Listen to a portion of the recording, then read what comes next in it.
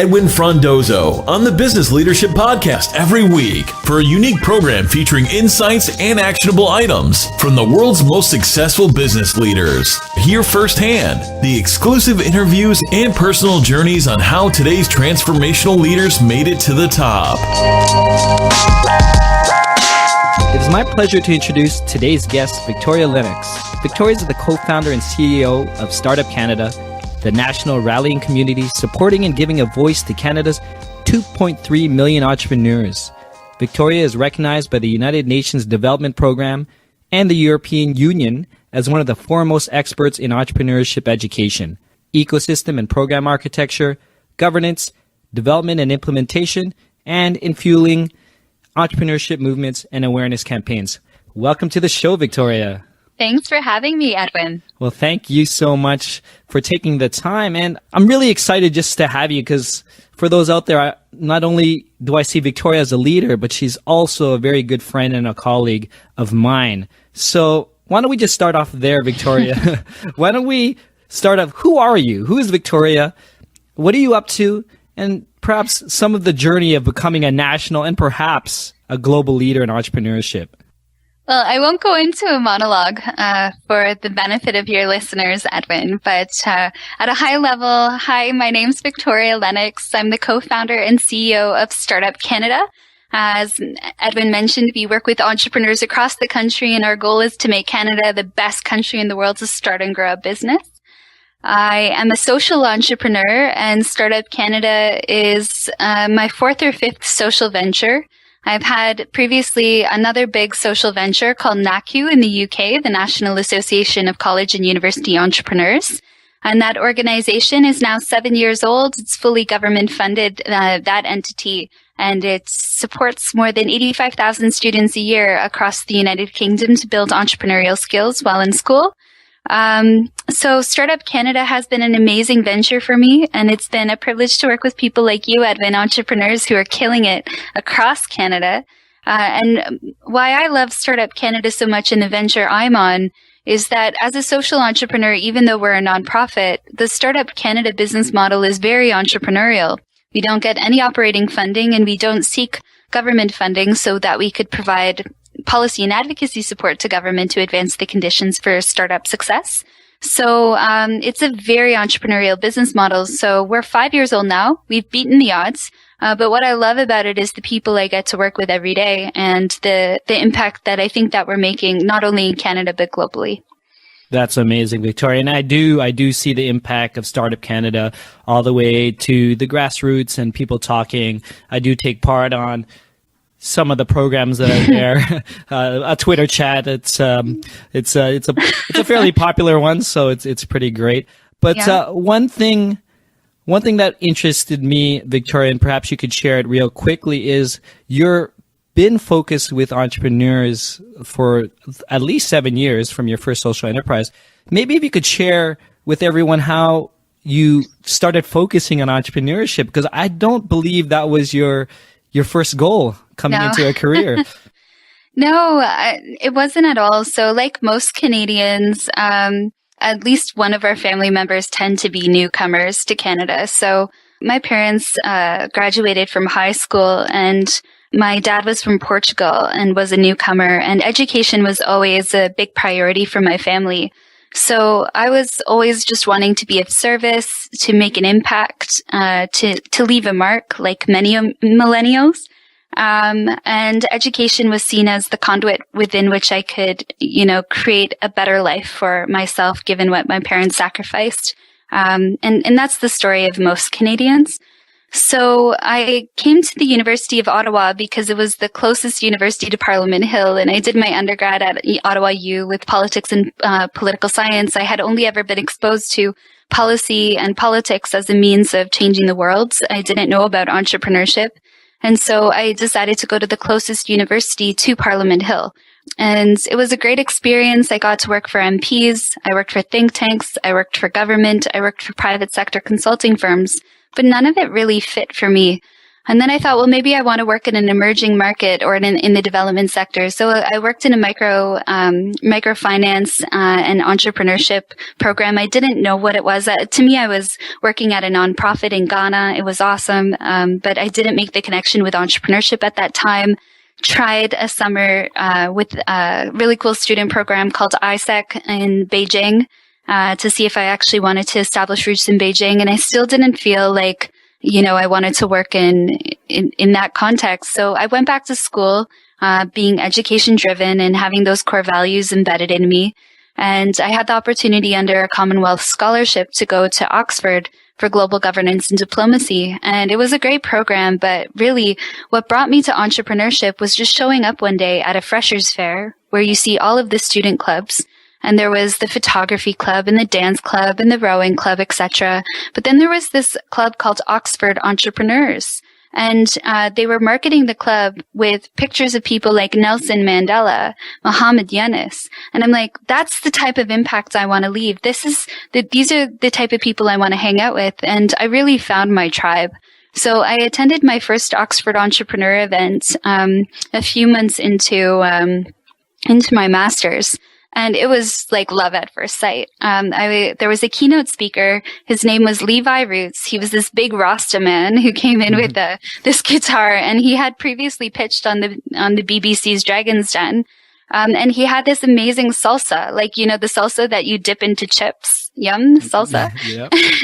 And, he was singing about his salsa, and it inspired me that this man, through his product, was creating jobs, creating opportunities, but also the values embedded in his product were all about helping people to rediscover their roots, because it was his grandmother's recipe from Jamaica. And I'm just like, oh my gosh, I just love what entrepreneurship can do for people in communities, and it really just elevates everybody. And so I became the president of Oxford Entrepreneurs, first female president. And it's a huge student club, like it's its own institution. It has 13,000 members, across all campuses. And I became a huge advocate for student-led entrepreneurship activities, and that led me into my first charity in the UK. But man, oh man, Edwin, it really was about engaging in community, getting out there, and hearing the story of this amazing entrepreneur who I would maybe never have met had I not gone to a student club event. And he not only changed my career, but he gave my career focus. And because of that one sense of inspiration, that little gold dust that he gave, that story he told, it's since supported, all of these kids every year in the UK, helped economies across the world who have adopted the NACU model, as well as, really inspired me to take on Startup Canada and hopefully do something important here. You just never know where connections will lead and how important it is just to tell your story and who that could impact. Yeah, that's amazing. I mean, you literally traveled the world to find love at first entrepreneurship, I guess, so to speak. And it's an amazing story and how you just really dove into it. And especially the Oxford Entrepreneurs, not only did you like their mission, but you ended up being part of it and leading it. So that's great. That's a great accomplishment. But I guess just to bring it back down to earth and really understand who Victoria is, why don't we talk just real quickly, the day in the life of Victoria. I mean, I know firsthand for you managing Startup Canada and also representing Canada in some trade missions around the world. How do you find balance in your life? What do you do? Like, what's your secret, or are you still trying to figure it out? I think I would love to point that question back at you, Edwin, because I think you have it mastered. But for me, the startup stage is all consuming. And I really don't think that you can do it justice if you're not all in. And Startup Canada did take me a lot longer to start up than my first nonprofit because of its business model.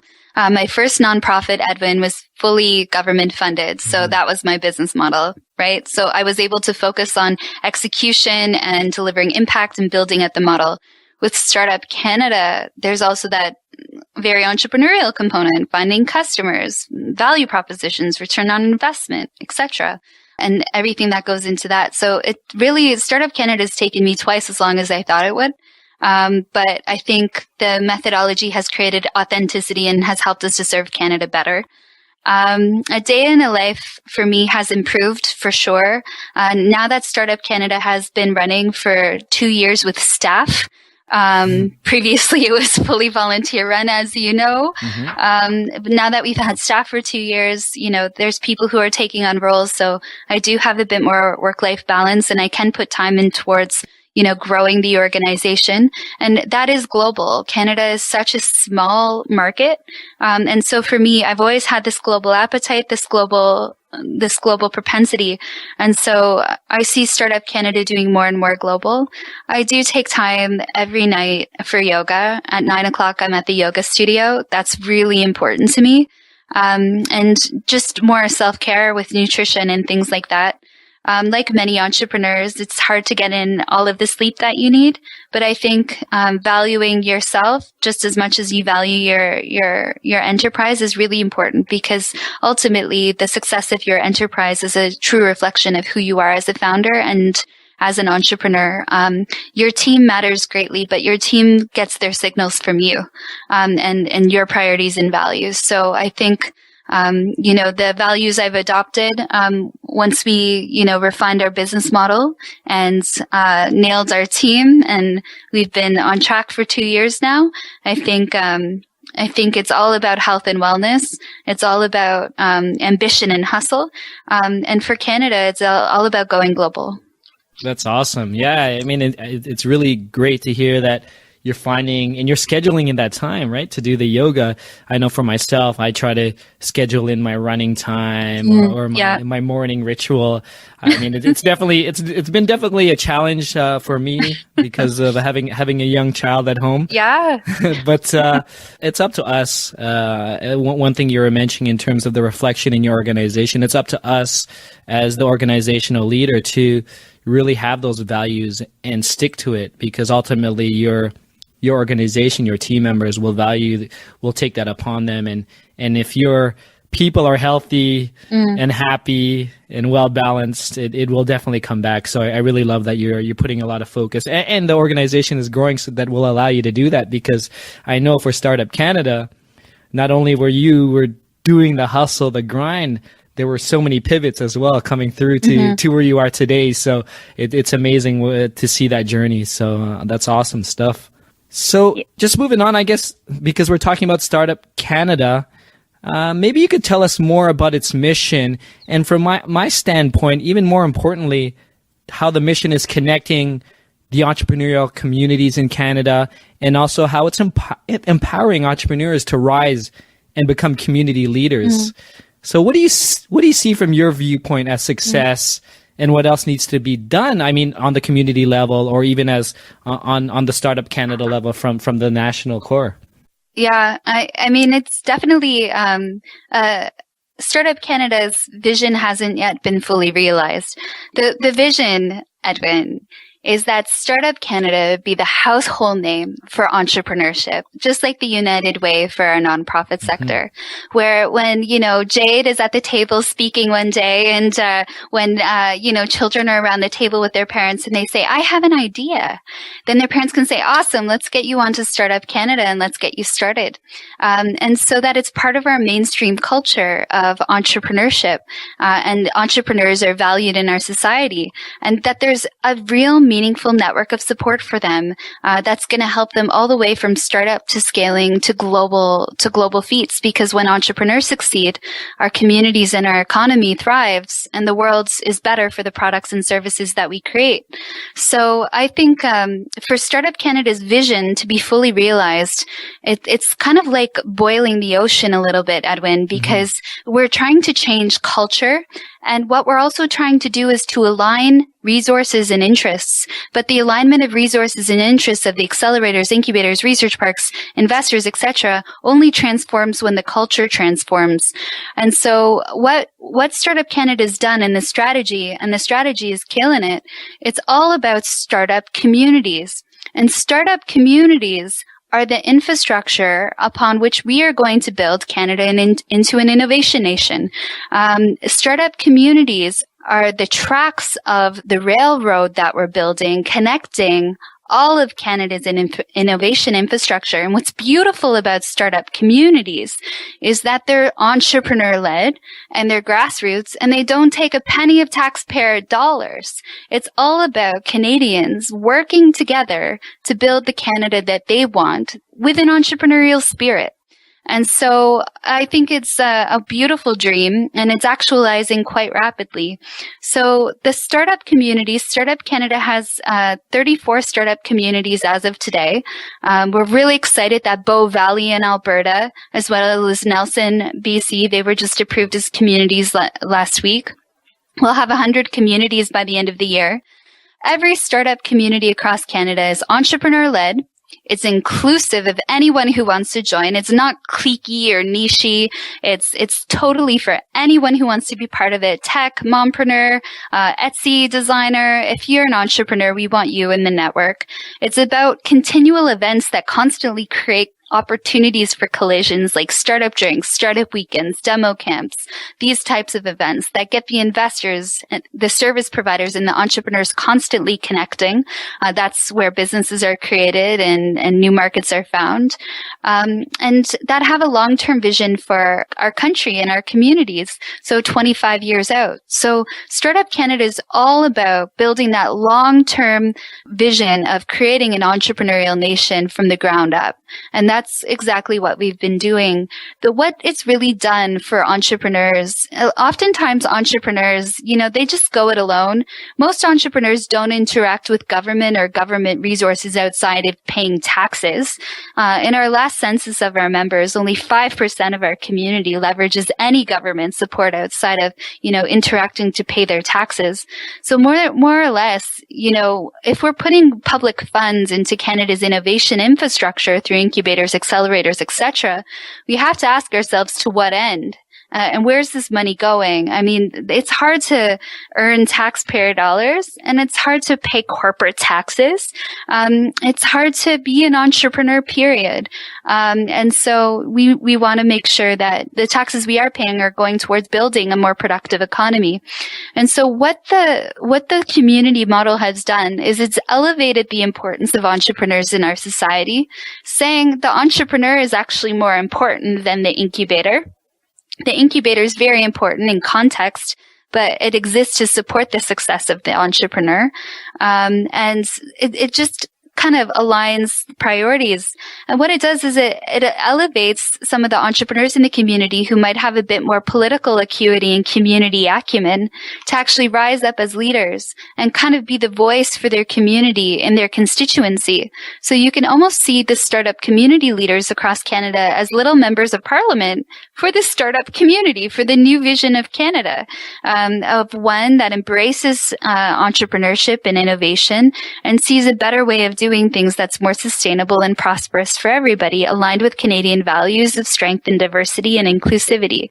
So I think what it's really done is it's really empowered the entrepreneurship community across Canada. It's created a more inclusive entrepreneurship community across Canada. So it isn't tech and everybody else. It's tech empowering everybody else and everybody else empowering tech. And it's also engaged entrepreneurs in the democratic process. Half of our work at Startup Canada is lobbying government policy and advocacy work to advocate for the conditions for entrepreneurial success. But unlike other organizations, we don't do that by being the voice for the entrepreneurs in the capital.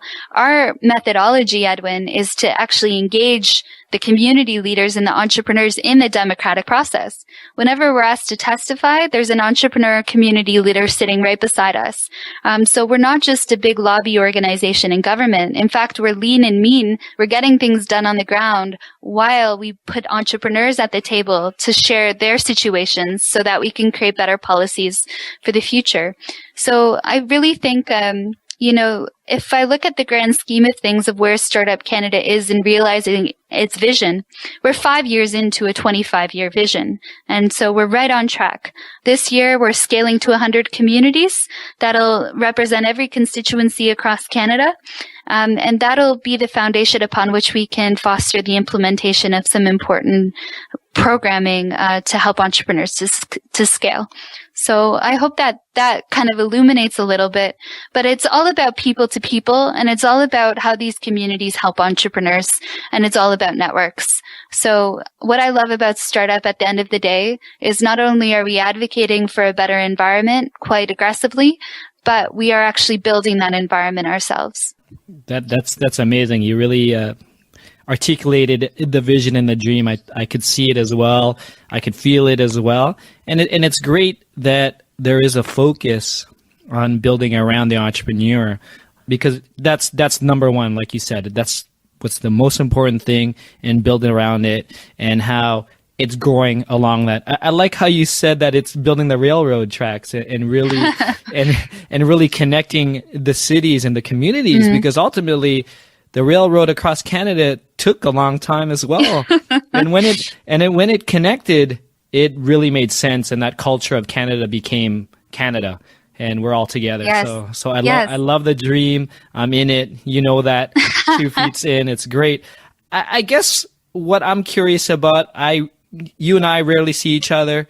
I mean, we have small talks when we do see each other. But I know you're only in year 5 of a 25-year plan, but where you are as CEO, co-founder, like, what are the struggles that you typically are facing leading? Like, basically, you're leading a national movement. So what are they, or how are they, and how are you overcoming them? Well, I mean, I confront on a daily basis the struggle that most founders confront as they're growing an organization. So whether it's cash flow or it's human resources, retention, upskilling, preparing to scale, every entrepreneurial experience faced by a tech founder or any founder for that, right, we face at Startup Canada. So when we hit our 5 years as an organization, I was like, yay, we beat the odds. That's amazing. Because, as a volunteer organization, you never stop. But to actually have a established, nonprofit that with sustainable revenue streams without operating funding, etc., it was a huge accomplishment. But I mean, those, as you scale your impact, as you scale your network, those challenges just keep augmenting. So a lot of it right now, I echo a lot of the tech community. It really is about talent. And for me, it's also about capital and cash flow. And one of the challenges we have in Canada is around social innovation and our social entrepreneurial economy. As a social entrepreneur, I can be a company or I can be a nonprofit at a national level. So there's still a lot of work to be done to help creative financing vehicles for social innovators and entrepreneurs to affect change in its social model. But all of that to be said, we always rise above and we get it done. But when it comes to actually building Startup Canada, I put that very separately from building the nonprofit and the business behind Startup Canada. There are many challenges, Edwin. From political buy-in and political willingness to local politicking in startup communities where incubators and accelerators might feel as though that they have a God-given mandate to own the innovation community and stifling out creative economy at the local level. I think a lot of that has sorted itself out over the last 5 years, but the first 5 years were really tough. A lot of territorial politicking and a lack of political will, to be frank. That's really shifted with the engagement of entrepreneurs more fulsomely consulted in the democratic process, with Startup Canada rising as a voice for the community and being respected as that voice. And we're seen to be important partners, not only to talk to, but to work with in delivering the support involved. But it just takes time. I think nothing happens overnight. Everything costs twice as much, takes twice as long as you think it will. But particularly in this industry, it's getting through all of that. And that's why I love working with entrepreneurs, because you cut through all of the politics and you just get down to business. And business and the return on investment is the return on investment for Canada in terms of the number of jobs we're going to create. One of my goals is to see the 4.6% of companies that are scale-ups in Canada grow to 6%. That will dramatically change our economy and help us to rethink how we use our natural resources. So It's all very interesting. I think the opportunity we have ahead, though, is we have a new trade minister. He was just appointed 2 weeks ago. We have a new trade commissioner for Canada, Ailish Campbell, who's a rock star here in the capital. We have Startup Canada, who's been working with global affairs for years. I think together, the coming together of those three pieces could mean amazing things for Canadian entrepreneurs to increase their propensity to go global, as well as their ability to go global. So I think, the stars are really aligning for a scale-up economy if we're all working together. But definitely local politicking and the political will are critical. That doesn't stop us from continuing to build this innovation economy from the ground up. But man, it can help to accelerate the process if you have the coming together of all of it. The second key trend that I'm so excited about is really the rise of the rest, the rural and remote communities. Startup Canada is present in all the major cities, and where we're seeing the most incredible growth is rural and remote communities, where the kids are leaving, the towns are dying, industries are shifting, there's no more manufacturing or mining, etc. And so there's no choice but to innovate. And so when you have innovation out of necessity, that's innovation with urgency. And so that's where we can really, take footing. And I think that's very exciting. But, I think there's been a lot of challenges along the way. And what keeps me motivated is the entrepreneurs like you that I get to work with every day who keep us motivated. And knowing that we're working for something greater than ourselves, I think is also very motivating. That's great. I mean, it's very motivating knowing someone like yourself, Victoria, especially because you're leading a large platform, a national platform. And because, I want to get more into talking about leadership and your style. What I found interesting was during your first social enterprise, actually now that we were talking, I'm not even sure it was your first social enterprise, but the National Association of the College University Entrepreneurs, I think you call it NACU. Mm-hmm. You were also undergoing chemotherapy for Hodgkin lymphoma. I mean, from that procedure, unfortunately, you went bald. So I did. Wow, I can't even imagine. And I guess what really impressed upon me was that you learned how to lead from behind, like taking a step back from the front and taking away your ego. And obviously, as frustrating as an experience that you were going through, how did that actually help you grow as a leader and your leadership style? Oh, well, I mean, it was only in hindsight can you appreciate. But what it really forced me to do, so I was diagnosed with Hodgkin's lymphoma, which is a form of cancer, while I was finishing up my master's and just after I had accepted the full-time role with Oxford Entrepreneurs. And the Said Business School at Oxford, they weren't comfortable with me being the president of Oxford Entrepreneurs while I was going through treatment, but I assured them I could do it. This wasn't going to faze me. And so they did put some trust in me to do it. And as a young woman, it was tough to lose my hair for sure. Especially I was definitely a girly girl. So that was because it was the physical representation of what was happening with me internally. So I didn't quite like that. But what I found I had to do is really step back and really lead from behind, as you said, and empower my team.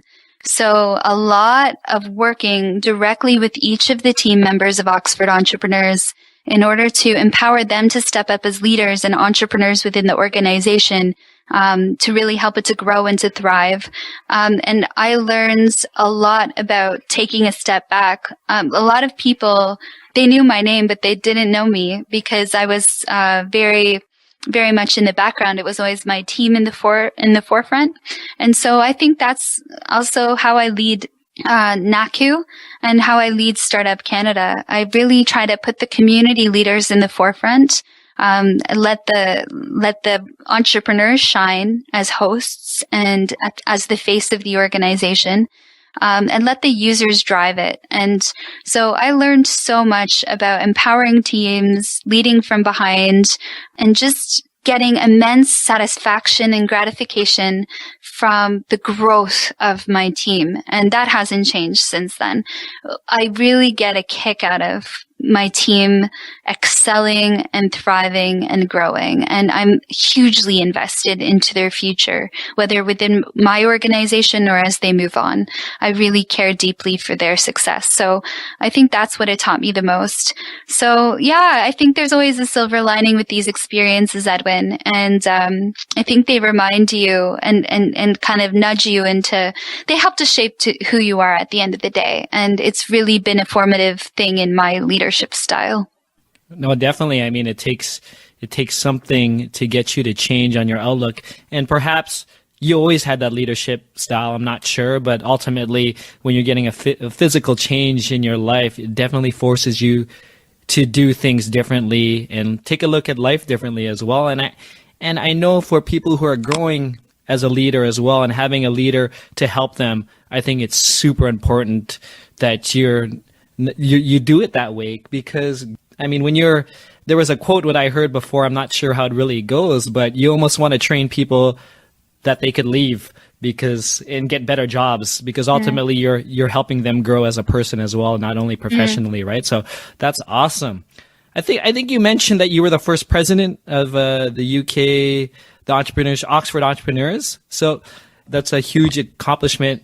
And you're very active in women initiatives. I know, looking back in your history, you started the Council of Women in Politics, Women in Progress. Yeah. I think recently Startup Canada released a Women's Entrepreneurship Fund. So tell us how these projects and initiatives help the growth of women leaders in Canada, in the world, and obviously what else needs to be done now? Yeah, I think similarly to entrepreneurs, and it's just like other groups too, whether it's the Black International Forum in Montreal, or the Chinese Chamber of Commerce in Toronto. I do feel like it's valuable for women to come together to support one another. We tend to start lifestyle businesses, stats show. We tend to grow slower. We tend to be more successful and sustainable. But we also tend not to get capital. We tend not to be able to break through the glass ceiling. Where you tend not to get major procurement bids. And those tendencies are absolute and quantifiable. So we need to be helping each other more. And we also need to, gain the support of male champions who understand that there are systemic challenges to women in growing companies, and who want to champion women entrepreneurs as well, because that's good for our families and our communities and our economy. So all of the activities I undertake for women entrepreneurs is not to the exclusion of male entrepreneurs. It really is to, identify and address, yes, there's a systemic challenge, and let's support one another in tackling it, one business at a time. I think what I like about what Startup Canada has been able to do around women entrepreneurs is really raise the profile and call out some of the systemic challenges, and work with government in order to apply a gendered lens to some of their programs and services for entrepreneurs. Edwin, if you go into the Center for Social Innovation, you'll see men and women. Mm-hmm. If you go into, and you'll see them on par. But if you go into a tech accelerator or incubator, I won't name names, you will see white guys. And it's quite a homogenous group. And increasingly we're seeing diversity, but we're not seeing diversity in gender. And so we need to be very proactive about that. Even programs like in Communitech, they have a program specifically targeting women. Here in Ottawa, whenever there's appointments for boards and things like that, the roster is short. The issue is that there are no women entrepreneurs, is that it takes a bit extra work to call them out to participate because they have higher priorities as well, including family, etc. So there's a lot of work we need to do in this space. One of the areas I'm most passionate about right now is procurement. How do we buy more from women-owned startups? Or how do we just buy more from startups generally, but in particular women-owned startups or Indigenous-owned startups? And so, working with Minister Foot's office, our Minister for Procurement and Public Works, and seeing how we can reform procurement in Canada as Trump opens up NAFTA to actually make it possible for us to, really, really make sure that our women can compete on the global stage. But that's just one instance. We're working increasingly with the Business Development Bank of Canada to help to connect women to capital within their organization. I think there's a lot more we could do for women entrepreneurs, but most of it is trying to find partner organizations who can make a difference, like Public Works and Procurement, like Business Development Bank of Canada, to help to champion these causes. But Startup Canada, we celebrate, we shed light, we inspire, we connect. And so we've made it a goal over the last year to do that for women entrepreneurs. I think it's been a good start. That's great. I think the work is important. And do you see the gap changing, a gap closing as well with the work, or is it a lot of work to be done? I mean, obviously, and I guess I'm speaking on behalf of my daughter, who's 8 months old, but ultimately I know the challenge is there. So the work is important, and I'm definitely behind it. So do you see actually things making changes now? I do at a grassroots level, absolutely, for sure. Absolutely. There's organizations, grassroots organizations popping up like Shecosystem. And there's a women incubator in Toronto now. Amazing. There's SheEO, led by Vicky Sanders, which provides alternative financing for women. It's awesome. Mompreneur, what a fun organization for moms who are starting up. That's amazing. I think it's coming at the grassroots level. I think, though, these are structural issues. So while we continue to advance the grassroots mobilization of female entrepreneurs, what we also need to do is to change the structures within which they operate. And so we need to keep pushing on those things. Great. So keep it up. I definitely applaud, and anything I could do, obviously, on my side, I'm there for the help. Yes. Yeah, we're definitely going longer than usual, but I think this always happens with me and you, Victoria. But let's just slowly. What's your biggest learning to date? Not only as an entrepreneur, social entrepreneur, but a leader in Canadian, international entrepreneurship. Like, what is your vision for the future now? So last year, Edwin, I took a state visit with His Excellency the Governor General David Johnson to Israel, Jordan, and the West Bank. And I've always seen entrepreneurship as one of the best tools for diplomacy, for development, for hope, but never more than when I saw the conditions in some of the Syrian refugee camps in Jordan and so on. What I love about entrepreneurship is that it empowers people to take what's so special about them and give it to the world and share it with the world. And in doing so, impact and improve the lives of others around them. And so for me, what's been really on my mind, and one of the most imminent lessons that I'm excited about, is the role of entrepreneurship in healing the world and creating hope, in combating extremism and fostering new channels for humanitarian aid to form into new sustainable strategies. And I'm just so excited by all of that. I want to be part of that, and I believe Canada has a role to play. Entrepreneurial diplomacy and social innovation go hand in hand with what it means to be Canadian and our humanitarian roles and values. So I think over the next coming months and years, I'll be playing more of a role in that area, because I feel that entrepreneurship is vital for Canada. It's vital for our Indigenous communities, our rural and remote communities, as well as our urban centers as we try to cure cancer and these types of things. We need it for the world. But where we need it most is we need it to create hope in places where there are none. We need to empower entrepreneurs across the world with the tools that they need to create change in their communities. And so I'm so excited about that and that possibility and those opportunities. So I'm starting to get involved in programs to that end. But I think entrepreneurship empowers everybody. That's what Startup Canada is all about. And I welcome any of the listeners of this podcast, if you agree, to check out Startup Canada and to get involved, sign up as a volunteer, and let's start working together. And yeah, that's it. That's awesome. I mean, I love that, how that trip opened your eyes in terms of how entrepreneurship could help in every aspects of the world.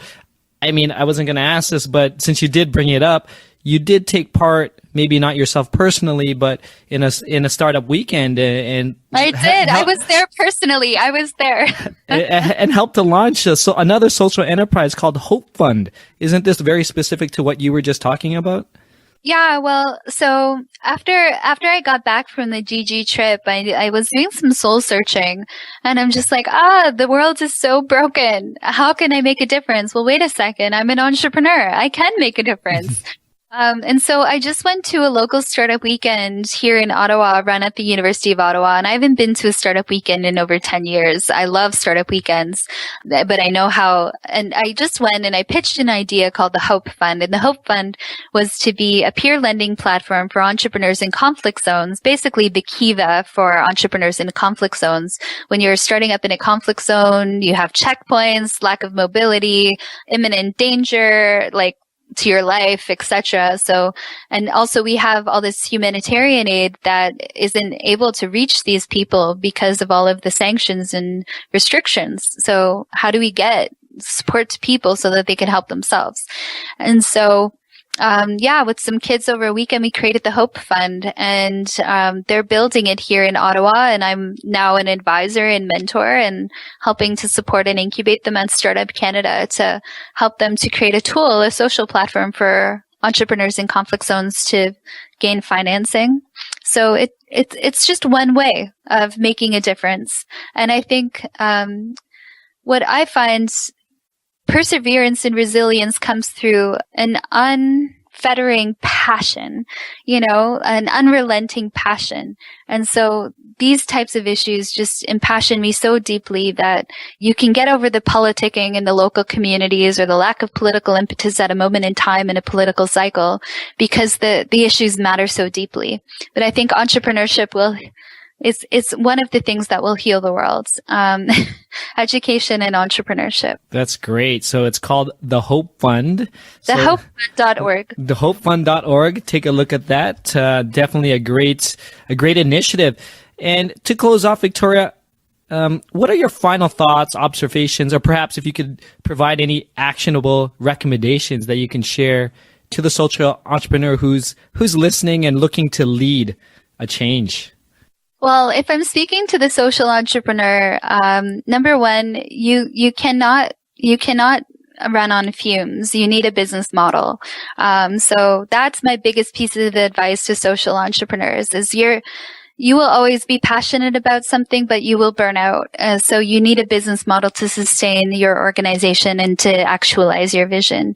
To every entrepreneur, please get involved with Startup Canada and the startup community. What we're building here matters so deeply for our future and for our kids. We're building the foundations upon which we're going to be able to innovate and thrive and be a model for the world.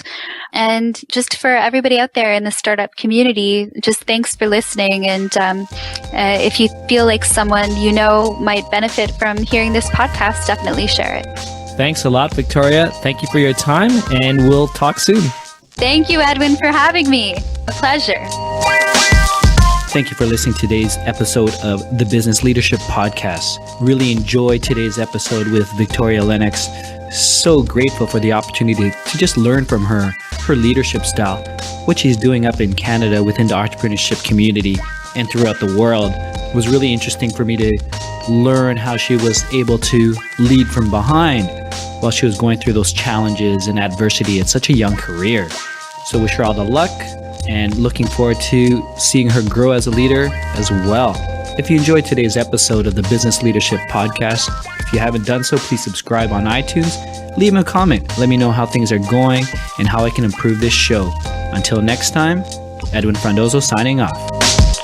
Thank you for listening to the Business Leadership Podcast at thebusinessleadership.com.